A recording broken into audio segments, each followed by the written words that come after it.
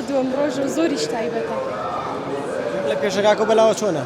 والله زۆر تایبەتە بەڕاستی کە ئەو بەرهەمی کتێب و شتانەتی عەرزەکرێ بەڕاستی زۆر بۆ خوێنەوار و تەنانەت داوانی کە خوێنەواریش نین لەباری کتێبەوە کە نێرێتەوە یعنی بێ کتێبێ هەڵبژێرن.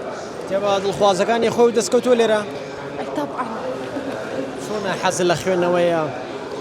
والله چی دەستی پێکرد بە خوێندنەوە؟ والله یەکەم جار هەر وەکو کەسێکی یاسایی حەزم لێی نەبوو یعنی تایبەتیش نەبوو لام بەڵام ئێستا لە ڕێگەی ئەوەی کاتمان پێشڕەنگای و سەردانمە کرد لەگەڵ هاوڕێکانم حەزم کرد منیش کتێبێک هەڵبژێرم و بیخوێنمەوە. جگە لەوە پێشتر خۆت خوێنەرێکی باشی؟ خوێنەرێکی باش تقریبا دە کتێبم خوێندێتەوە و بە باشیش ڕۆیشتمە و کۆڵیش نادەم ئینشەڵڵا زیاتر حەزی لە خوێندنەوەی کتێب کردووە؟